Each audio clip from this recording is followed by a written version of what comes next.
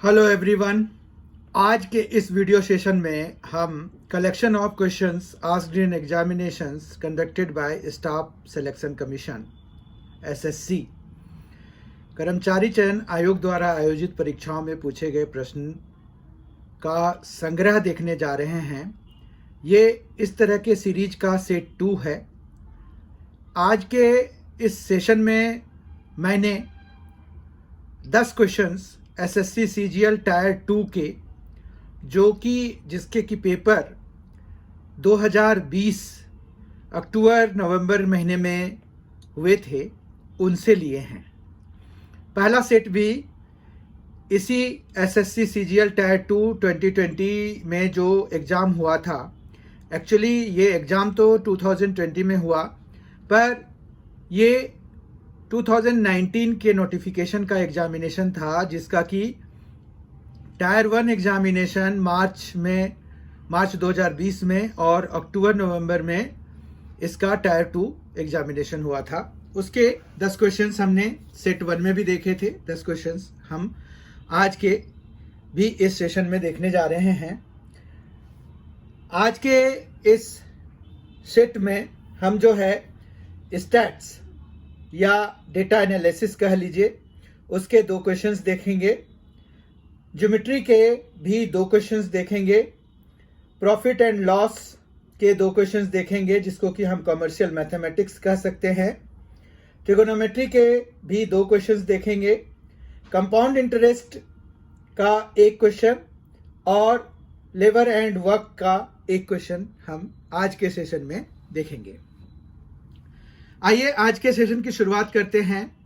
आज का पहला क्वेश्चन है, study the given graph and answer the question that follows. ये डेटा एनालिसिस का क्वेश्चन है।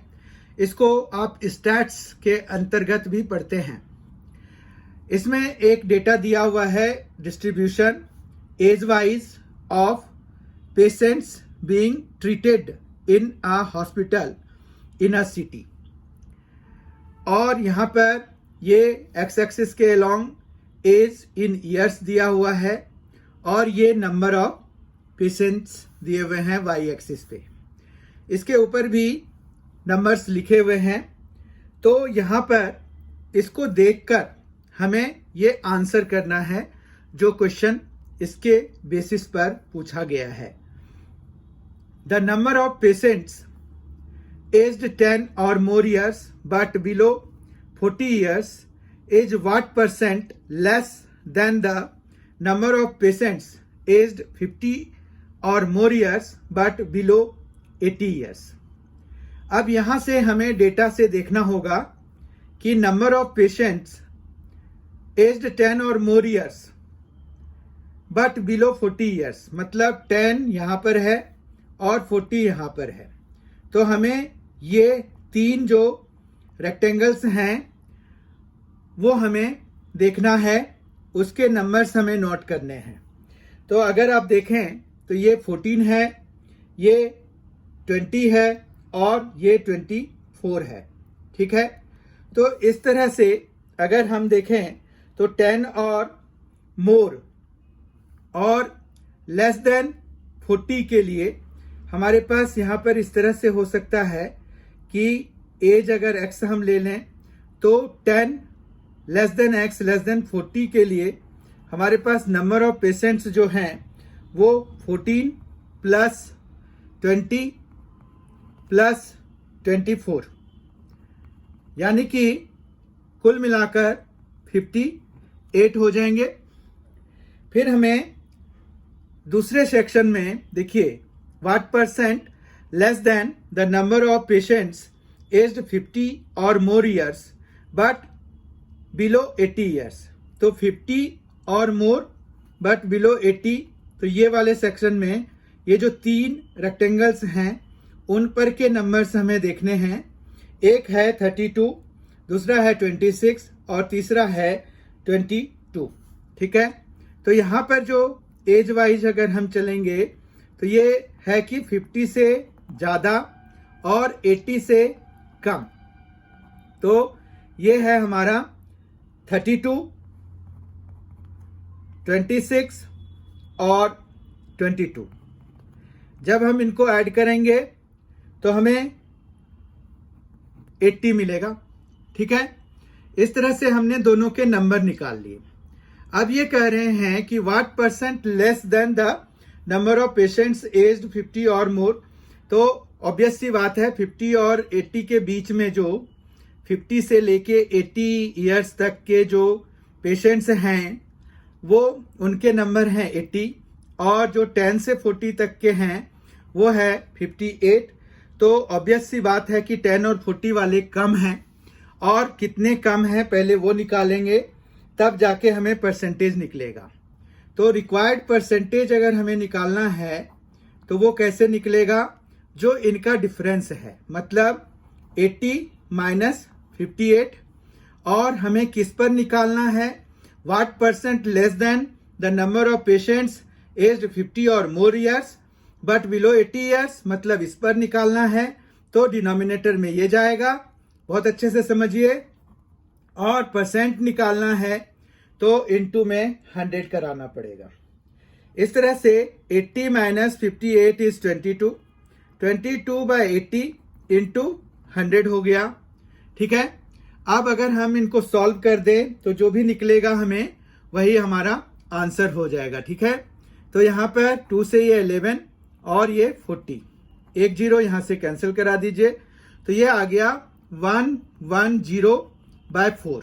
110/4 को जब हम डेसिमल में चेंज कराएंगे तो ये आ जाएगा 4 2 जा 8, तो 3 हो गया, फिर 4 7 जा और 5, तो 27.5% जो है वो लेस हैं। मतलब 10 से 40 इयर्स के जितने लोगों का इलाज उस जो भी कंसीडर कर रहे हैं हम हॉस्पिटल, उसमें जितने पेशेंट्स हैं 10 से 40 इयर्स के और जितने हैं 50 से 80 के, तो जो 10 से 40 वाले हैं वो कम हैं 27.5% नंबर ऑफ पेशेंट्स से, जो कि 50 और 80 के बीच में है। अगर हम ऑप्शन वाइज देखें तो थर्ड ऑप्शन इसका करेक्ट है, 27.5। अगला क्वेश्चन ज्योमेट्री से रिलेटेड है। यहां पर एक ट्रायंगल दिया हुआ है PQR, O इसका इन सेंटर है, एंगल P 42 डिग्री है। तो हमें what is the measure of angle QOR निकालना है। यहां पर PQR कोई भी ट्रायंगल है और उसके अंदर में एक सर्कल है, तो उसी के सेंटर को हम इन सेंटर कहते हैं। और अगर किसी ट्रायंगल के अंदर में कोई सर्कल है तो वो जो है इन सर्कल कहलाता है। ठीक है, तो इस तरह से हम एक सर्कल बना सकते हैं, और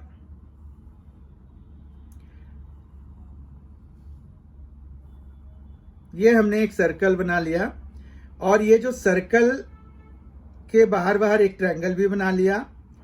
तो हमारे पास जो है ये इन सेंटर हो जाएगा, ये वाला पॉइंट, अगर ये इस सर्कल का सेंटर है तो। आई होप आपको समझ में आ गया होगा। ये P है, Q है, R है। एंगल P जो है 42 डिग्री दिया हुआ है, 42 डिग्री एंगल P दिया हुआ है। तो हमें QOR, ये O है, तो हमें ये वाला एंगल निकालना है,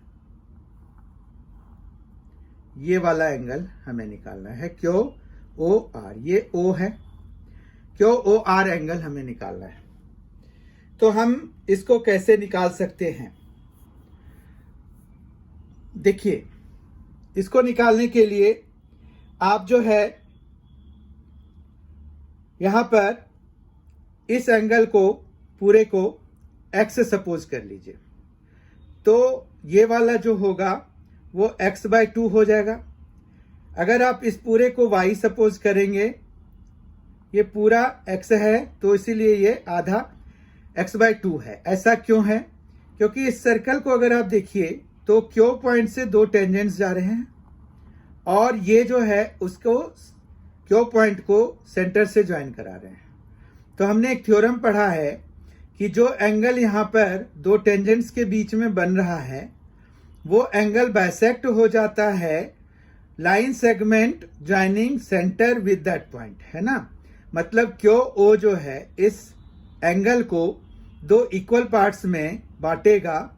तो अगर हमने एंगल क्यू को x माना है तो हम जो है इसको x/2 लिख सकते हैं ओ क्यू आर को, ठीक है।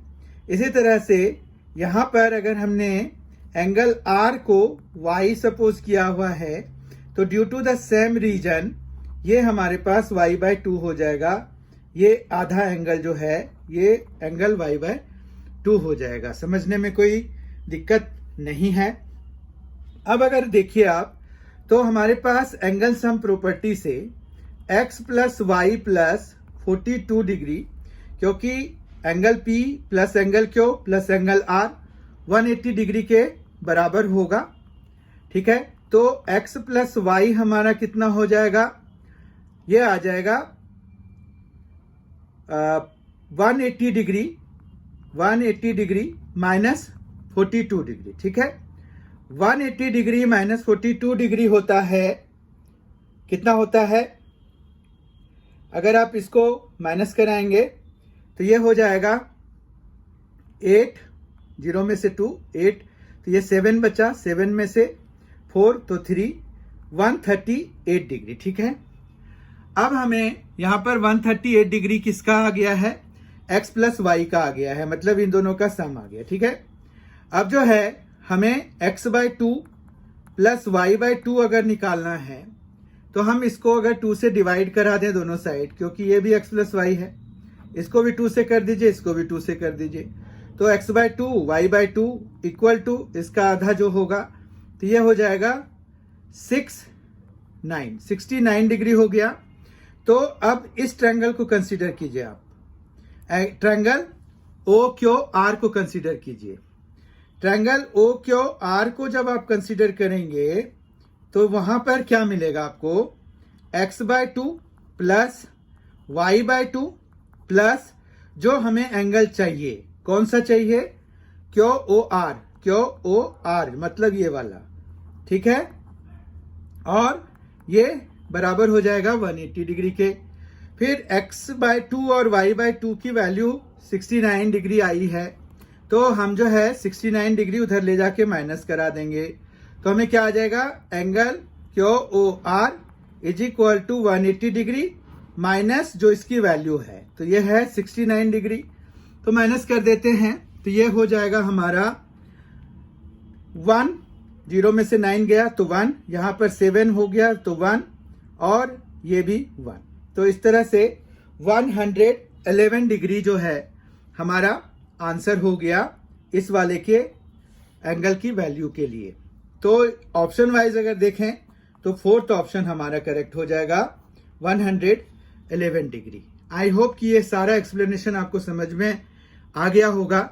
यहाँ पर हमने 2 ज्योमेट्रिकल कंसेप्ट्स लगाए हैं, एक तो टेंजेंट टू अ सर्कल से रिलेटेड है और दूसरा angle sum property. Angle sum property तो आप सभी वाकिफ होंगे उससे, और आप जो है टेंजेंट टू अ सर्कल के लिए भी, सर्कल से भी रिलेटेड चीज़ों से वाकिफ होंगे। तो आई होप कि आपको ये दोनों ही कंसेप्ट्स बहुत अच्छी तरह से समझ में आ गए होंगे। अब हम क्वेश्चन नंबर 3 की तरफ बढ़ते हैं। क्वेश्चन नंबर 3 है आज के सेशन का, an article is marked 35% above it's cost if a profit of 20% is earned by selling the article, then the discount percent offered on the marked price of the article is। तो यहाँ पर question तो यही है कि जो marked price है वो कॉस्ट प्राइस का 35% ज़्यादा मार्क कर दिया गया है। मतलब ये हो गया कि अगर 100 रुपये का कॉस्ट प्राइस मान लीजिए तो 135 रुपये उसका मार्क्ड प्राइस हो गया, और अगर कुछ डिस्काउंट देने के बाद भी 20% का प्रॉफिट अर्न किया उसने, मतलब उसको 120 रुपये मिले। इसका सीधा मतलब ये हो गया कि अगर हमने 100 रुपया कॉस्ट प्राइस पहले माना, ठीक है, तो मार्क्ड प्राइस हो गया इसका 135, लेकिन सेलिंग प्राइस इसका हो गया 120। ठीक है, तो डिस्काउंट उसने कितना दिया ये अगर हमें पता करना है तो डिस्काउंट अगर अमाउंट वाइज होता तब तो हमें क्लियर कट पता है कि भाई 15 रुपए का उसने डिस्काउंट दे दिया, लेकिन डिस्काउंट परसेंट अगर निकालना है तो डिस्काउंट परसेंट जो है, देखिए यहां पर ये है ना डिस्काउंट परसेंट ऑफर्ड, तो डिस्काउंट परसेंट अगर हमें निकालना है तो उसके लिए क्या करेंगे, ये जो डिफरेंस आया है 135 और 120 का, तो वो 15 ऊपर रखेंगे।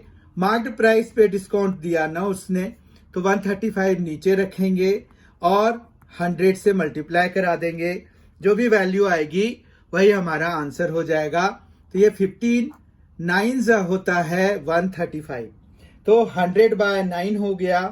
100/9 को जब आप सॉल्व करेंगे तो ये 11 एंड 1/9% में कन्वर्ट हो जाएगा। इस तरह से इसका करेक्ट आंसर कौन सा हो गया, 3, 11 एंड 1/9% है। आई होप कि ये समझ में आ गया होगा। तो ये प्रॉफिट एंड लॉस से था। प्रॉफिट एंड लॉस के क्वेश्चंस ऐसे तो आसान होते हैं, खाली उसको बनाने का तरीका आना चाहिए। अगर आपको सही तरीका आपने लगा दिया तो वो बहुत जल्दी आपका सॉल्व हो जाएगा। क्वेश्चन नंबर 4 की तरफ बढ़ते हैं। क्वेश्चन नंबर 4 है, a certain number of students from school x appeared in an examination and 30% students failed. 150% more students than those from school X appeared in the same examination from school Y. If 80% of the total number who appeared from X and Y passed, then what is the percentage of students who failed from Y? हमें यहां पर दिया हुआ है कि x school से कुछ बच्चे अपीयर हुए एग्जामिनेशन में और 30% उनमें से फेल कर गए, मतलब 70% स्टूडेंट्स एक्स स्कूल के पास हुए। 150% more students than those from school X appeared in the examination from school Y. ठीक है, तो अगर हम ये देखें कि एक्स है ये, y है ये, अब यहां पर कैसे हम इक्वेशंस बनाएंगे, तो x में जो है अगर हमने 100 स्टूडेंट सपोज कर लिया, 150% मोर स्टूडेंट्स कर रहे हैं, मतलब 250 स्टूडेंट्स हो जाएगा, क्योंकि 150 मोर 100 से तो कितना हो गया, 150 हो गया, और 100 उसमें ऐड कराएंगे तब जाके 150% मोर स्टूडेंट्स हो जाएगा than from school X, Y में अपीयर हुए हैं। ठीक है, उसके बाद ये कह रहे हैं कि यहां पर जो पास और फेल का है तो 70 पास हो गए और 30 फेल हो गए। ठीक है बात, यहां पर जो है वाई से जो हुआ था, if 80% of the total number who appeared from X and Y passed, तो 70 यहां पास कर गए हैं, तो हम यहां से पास वाला मान लेते हैं एक्स वाई से। ठीक है, उसके बाद यहां पर यानी कि 250 माइनस एक्स जो है वो फेल हो गए। ठीक है बात, तो ये फेल वाले हैं, ये फेल वाले और ये पास वाले हैं। ठीक है, अब यहां पर ये है 80% of the total number who appeared from X and Y passed, तो यहां पर ये 70 प्लस एक्स जो है वो टोटल नंबर ऑफ स्टूडेंट्स, मतलब 250 प्लस 100 यानी कि 350 का कितना परसेंट है, वो है 80%। ठीक है, तो हम इस इक्वेशन को इस तरह से लिख सकते हैं, 70 प्लस एक्स बाय 350 इंटू 100 जो है वो 80 के बराबर है। ठीक है, कोई दिक्कत नहीं है। अब हमें यहां से x की वैल्यू निकालनी होगी, क्योंकि हमें निकालना है what is the percentage of students who failed from y, तो कितने परसेंट बच्चे y स्कूल से फेल कर गए वो हमें पता करना है। ठीक है, तो x की वैल्यू से हमें मिल जाएगा वो, तो हम यहां पर ये कैंसिल करा करके ये 1 0 यहां से कैंसिल करा देते हैं, तो x इज इक्वल टू ये आ जाएगा 8 इंटू 35, 8 इंटू 35 माइनस 70। तो यहाँ पर हमें जो मिल रहा है 8 5 जब 40 हो गया, और फिर 8 3 जा 24 और 4, तो ये आ गया 280 माइनस 70, मतलब x की वैल्यू है 210। ठीक है, तो यहां पर से अगर देखिए तो फेल बच्चे कितने हो गए, 250 माइनस 210, यानी कि 40 बच्चे फेल हो गए। तो 40 जो है 250 का कितना परसेंट है वो निकाल देंगे तो हमारा आंसर आ जाएगा, क्योंकि what is the percentage of students who failed from y, तो 40 स्टूडेंट्स फेल हो गए। परसेंटेज वाइज हमें अगर निकालना है तो हमें ऐसे करना पड़ेगा। ठीक है, तो ये जो है 1 0 इधर से कैंसिल करा देते हैं, और ये हमारा 4, तो यानी कि 16% बच्चे जो है वाई स्कूल से फेल कर गए। तो ऑप्शन वाइज इसका थर्ड ऑप्शन करेक्ट होगा। क्वेश्चन समझ में आ गया होगा, इसका एक्सप्लेनेशन भी आपको समझ में आ गया होगा। पूरी डिटेलिंग के साथ मैंने समझाने का प्रयास किया है। अगर कोई दिक्कत आ गई हो तो आप जो है कमेंट बॉक्स में अपने क्वेश्चंस को डाल सकते हैं, मैं इसे दूसरे तरीके से समझाने की कोशिश करूंगा। क्वेश्चन नंबर 5 जो कि ट्रिगोनोमेट्री से रिलेटेड है, आइए उसको सॉल्व करते हैं। cos a sec a minus cos a cot a plus tan a किसके बराबर है ये हमें पता करना है। तो ये एक आइडेंटिटी के तरह हो गया, मतलब हमें सॉल्व करना है। तो ये cos a into sec a को आप 1 बाय cos a लिख सकते हैं। cos a को cos a ही रखना पड़ेगा अभी फिलहाल।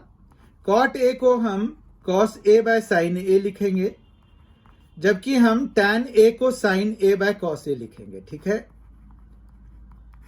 अब जो है यहां पर cos a एलसीएम ले लेते हैं, तो यहां पर चूंकि ये 1 आ जाएगा तो ये cos a ही इसका एलसीएम हो जाएगा।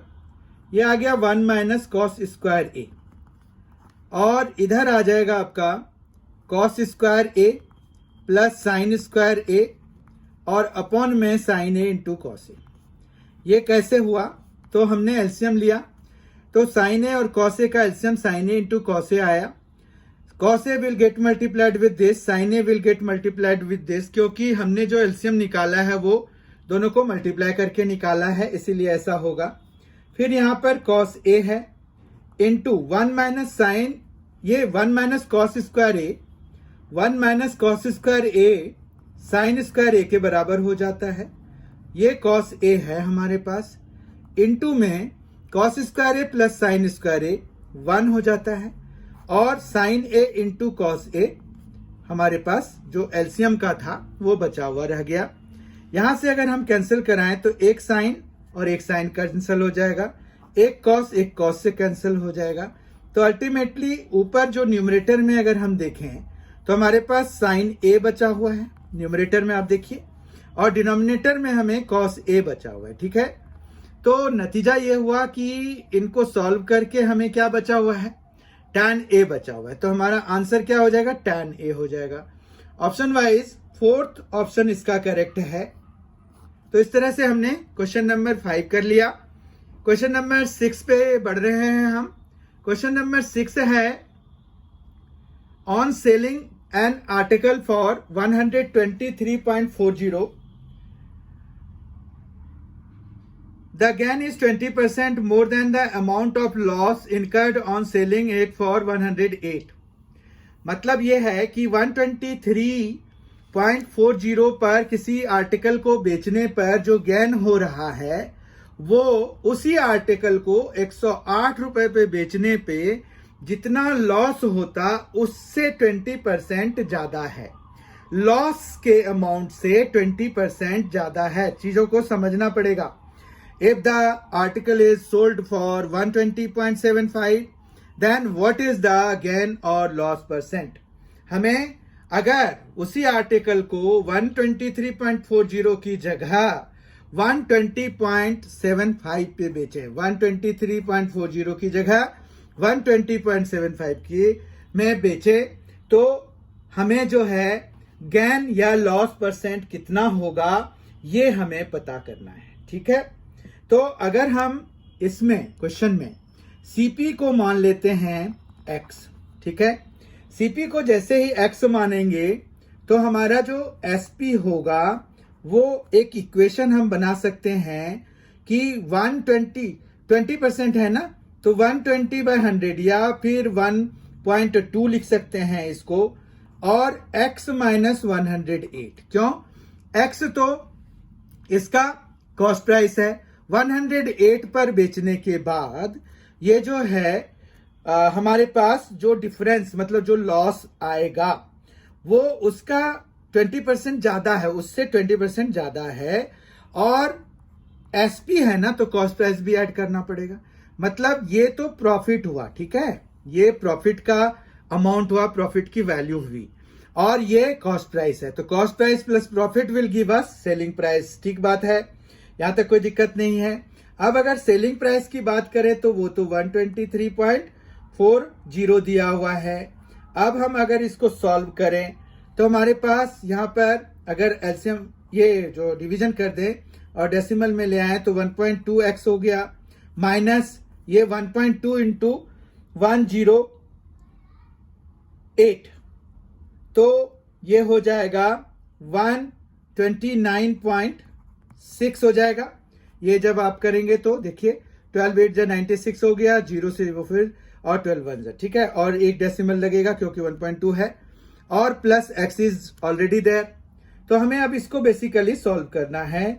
123.40 plus 129.6 is equal to 2.2x। ठीक है बात, यहां से हमें x की वैल्यू मिल जाएगी। x की वैल्यू हमें यहां से निकाल लेना है। ये सॉल्व करते हैं, ये देखिए एक जीरो और लगा देते हैं ताकि ये जैसे 40 है तो 60 है, तो 2 जीरोज हमें बाद में आ गए, और ये 10 3 तो 13 हो गया, और ये सॉल्व होके यहाँ पर 5 आ गया, 2 आ गया। ठीक है, तो 253 हो गया, 253 है, और ये है 2.2x। यहां से x की वैल्यू निकल आ रही है 253/2.2, तो 2.2 से एक डेसिमल हटा के यहां पर 0 लगा दीजिए। ठीक है, फिर 22 से 2530 को हम कैंसिल कराते हैं, तो 22 1 अगर करेंगे तो यहां पर 22 तो 33 हो गया, तो फिर से हमें 1, और फिर हमारा आ गया ये है 33, तो 110 हो गया, तो ये 5 आ गया। ठीक है, तो 115 आ गया, वो आप डिवाइड करके पता कर लीजिए। तो अब जो है ये x की वैल्यू मतलब सीपी हमें 115 आ गया। अब हम अगर 120.75 में बेचेंगे किसी को, तो ऑब्वियस सी बात है 115 से तो 120 ज्यादा है, तो हमें गेन ही मिलेगा। तो गेन परसेंट अगर हमें निकालना है तो क्या निकालना है, selling price minus cost price, तो 120.75 माइनस 115 डिवाइडेड बाय 115 इंटू 100। ठीक है, तो इतना गेन परसेंट हो जाएगा। ये अगर आप इनको देखें तो ये आ गया 5.75 माइनस कराने से, और अपॉन में 115 इंटू 100 हो गया। तो ये जो है बहुत आसान कैलकुलेशन है, क्योंकि हमने 100 से मल्टीप्लाई किया है, तो 5.75 इज 575 हो जाएगा, क्योंकि 100 से मल्टीप्लाई करा रहे हैं तो 2 डेसिमल उधर तो खिसक जाएगा, ये 115 हो गया, ये 5 टाइम्स में कैंसिल हो गया, तो 5%।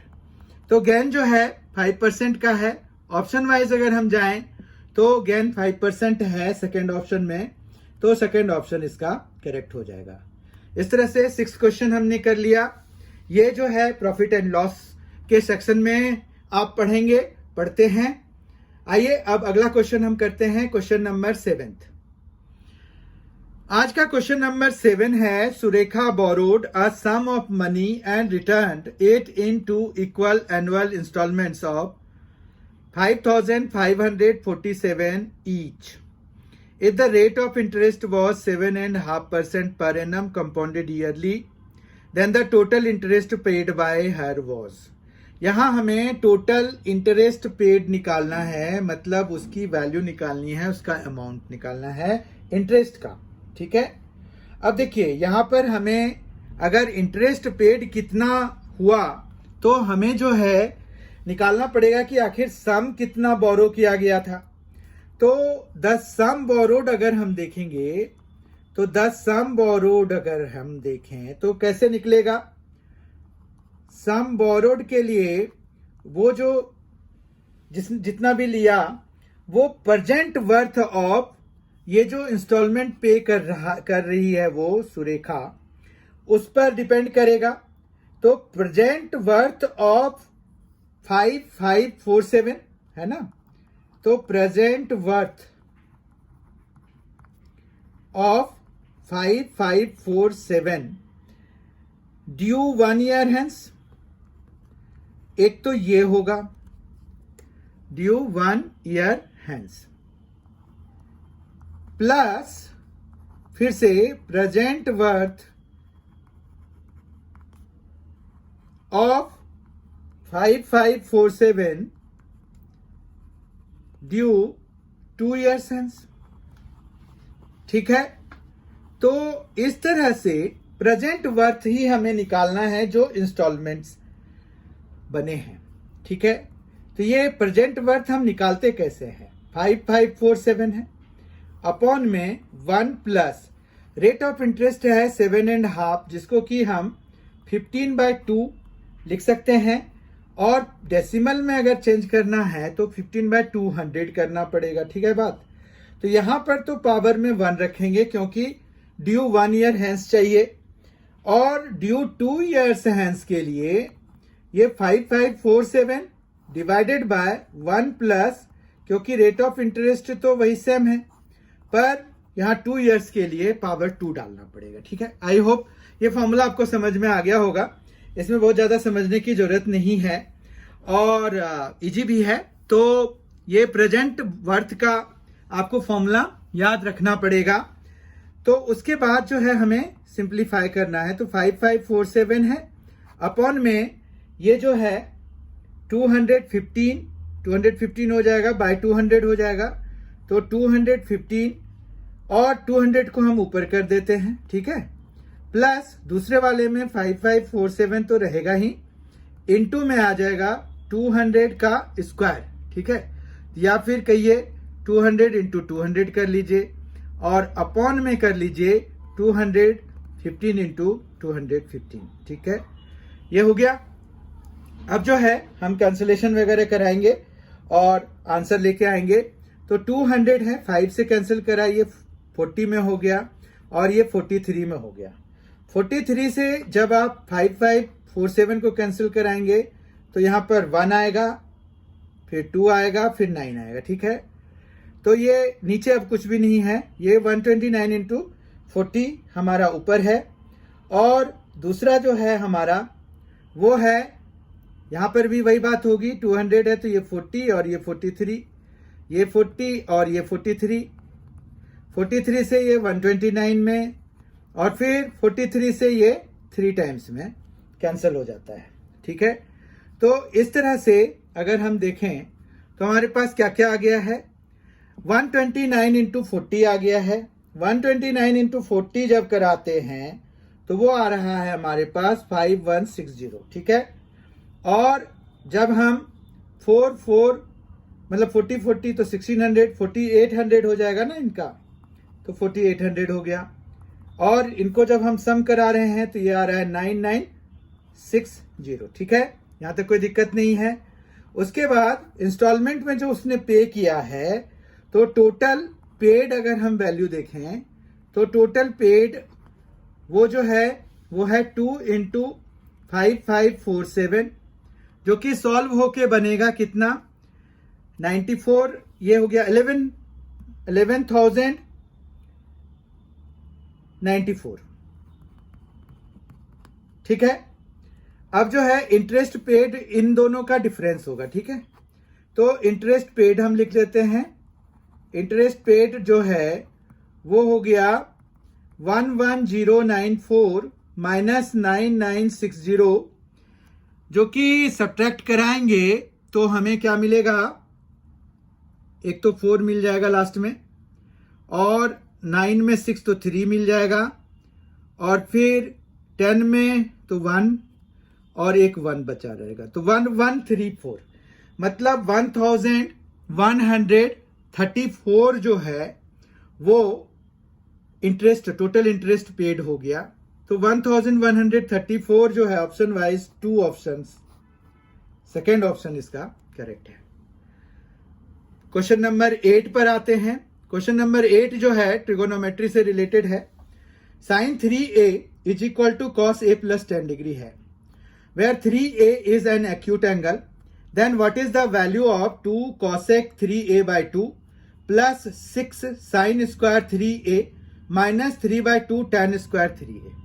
इसमें सबसे पहली बात यह है कि 3a की वैल्यू हमें निकालनी पड़ेगी। तो साइन 3a और कॉस a प्लस 10 दिया हुआ है, तो आप या तो इसको जो साइन दिख रहा है इसको आप कॉस में चेंज कर लीजिए, या फिर ये कॉस जो है उसको साइन में चेंज कर लीजिए। इसका तरीका यही है कि आप जैसे sine 3a is equal to cos है, a प्लस 10 डिग्री है, तो इसमें कॉम्प्लीमेंट्री एंगल वाला कंसेप्ट लगाइए। वो है sine 3a is equal to sine और 90 माइनस ये वाला पूरा एंगल लिख दीजिए, क्योंकि sine 90 minus theta cos theta के बराबर होता है। ठीक है, तो दोनों जगह पे साइन आ गया तो आप साइन साइन रिमूव कर सकते हैं।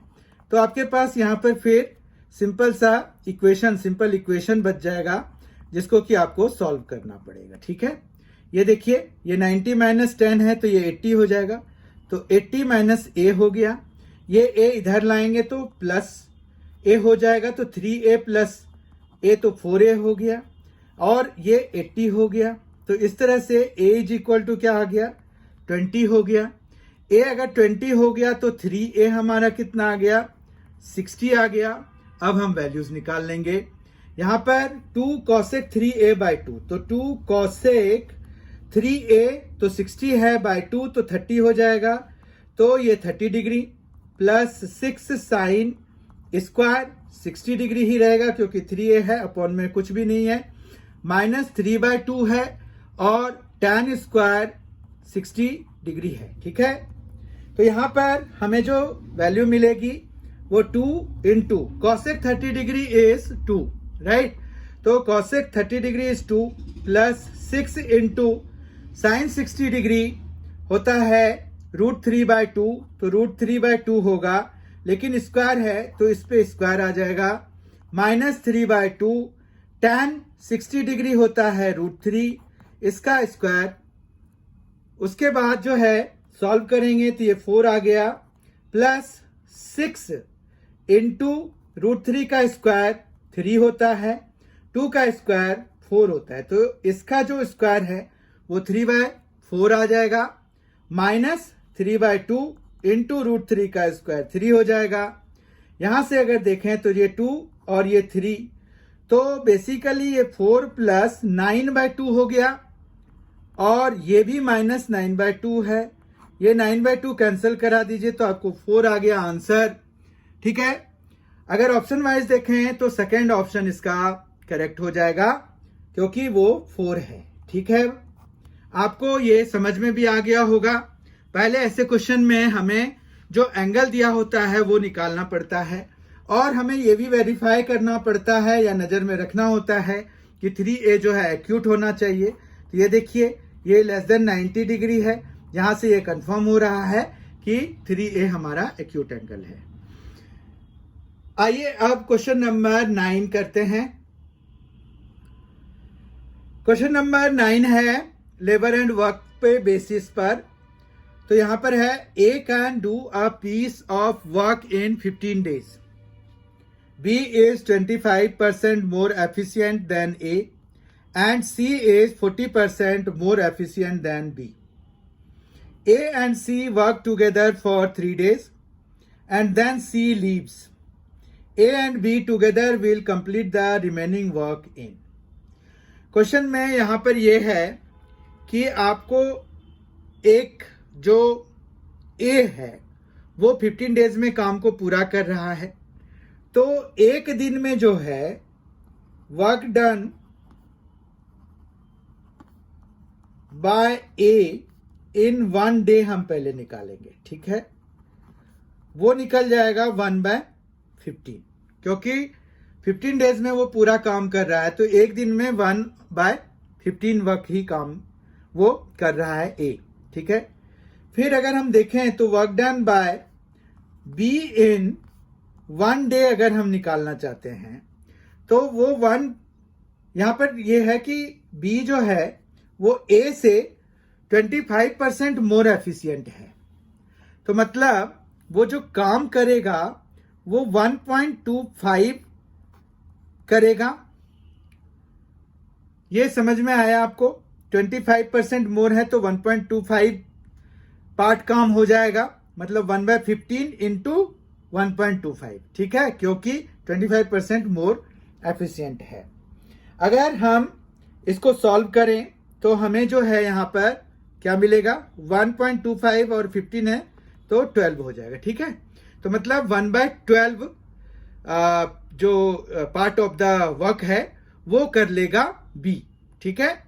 और अगर हम सी पर जाएं तो वो जो है बी से भी ज्यादा एफिशिएंट है, तो वो बी से भी ज्यादा कितना एफिशिएंट है, 40% एफिशिएंट है, तो 1.4 ऑफ 1/12 हो जाएगा, है ना। इतना part of the work complete कर लेगा वो सी एक दिन में, तो 7/60 जो है सी कर लेगा एक दिन में, ठीक है।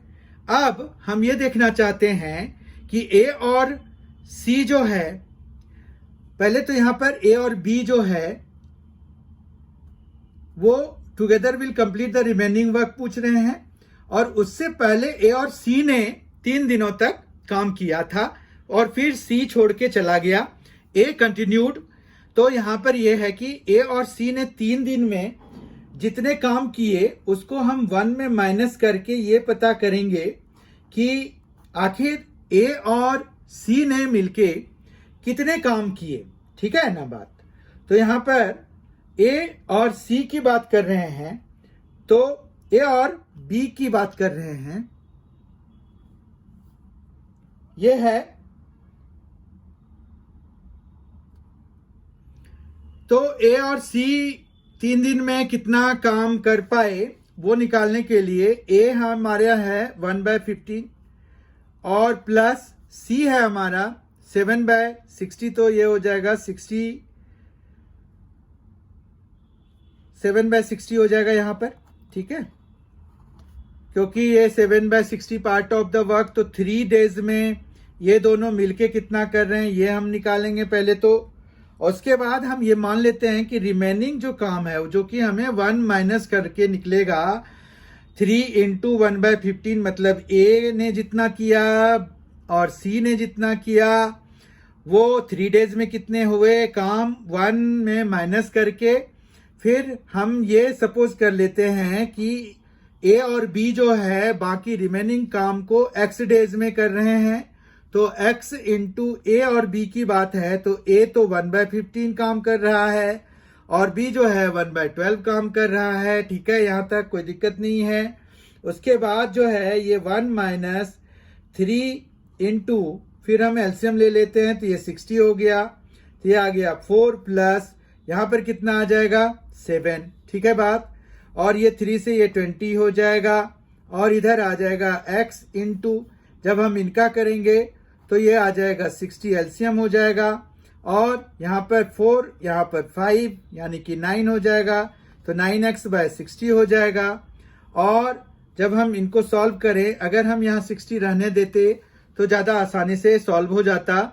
ये हो गया 11 इंटू 3 33, तो 60 माइनस 33, तो हमारे पास ये कितना आ जाएगा 60 माइनस 33 हो गया 27, ठीक है, तो 27/60 हो गया, 60 से 60 कैंसिल कराइए, 9 से ये 3 हो गया, तो x की वैल्यू कितनी आ गई 3 आ गई। तो यानी कि जो ए और बी जो रिमेनिंग काम को करना शुरू करेंगे तो वो 3 डेज में पूरा कर लेंगे। ये 3 डेज आया है हमारा आंसर, देखिए आप, तो ये 3 डेज में कर लेंगे। फोर्थ ऑप्शन इसका करेक्ट है 3 days। ठीक है, क्वेश्चन नंबर 10 और आज के सेशन का आखिरी क्वेश्चन हम देख रहे हैं। ये ज्योमेट्री से रिलेटेड है। In triangle ABC angle A minus angle B 33 degree के बराबर है। Angle B minus angle C 18 degree के बराबर है। What is the sum of the smallest and the largest angle of the triangle. देखिए, अगर हम यहां देखें तो angle A minus angle B 33 degree है, यानी कि एंगल ए एंगल बी से बड़ा है। Angle B minus angle C 18 degree है, जो कि पॉजिटिव है। तो इस बेसिस पर हम ये कंक्लूड कर सकते हैं कि एंगल बी एंगल सी से बड़ा है। तो एंगल ए जो है लार्जेस्ट है और एंगल सी स्मॉलेस्ट है। इतना तो पता चल गया। यानी कि हमें अगर एंगल ए और एंगल सी की वैल्यू मिल जाए तो हम उनका सम निकालेंगे और वही हमारा आंसर हो जाएगा। बेसिकली हमें angle A plus angle C निकालना है। ठीक है, यही हमारा आंसर हो जाएगा। अब बात यह है कि हम एंगल ए और एंगल सी निकालेंगे कैसे। ठीक है बात। तो यहां पर अगर हम देखें तो हमारे पास ये जो ट्रायंगल है उसमें angle A plus angle B plus angle C जो है वो 180 डिग्री के बराबर होगा। ठीक बात है। अब यहां से अगर देखें तो एंगल ए जो है 33 डिग्री प्लस एंगल बी के बराबर है। तो हम यहां पर 33 डिग्री प्लस बी लिख देते हैं। बी को अभी बी ही रहने देते हैं और सी को यहां से निकाल लेते हैं बी माइनस 18। ठीक है, बी माइनस 18 निकाल लेते हैं। तो ये 180 डिग्री के बराबर हो गया। अब जो है यहां पर 3b हो गए, तो 3b और 80, ये जो है 33 माइनस 18, 33 माइनस 18 है।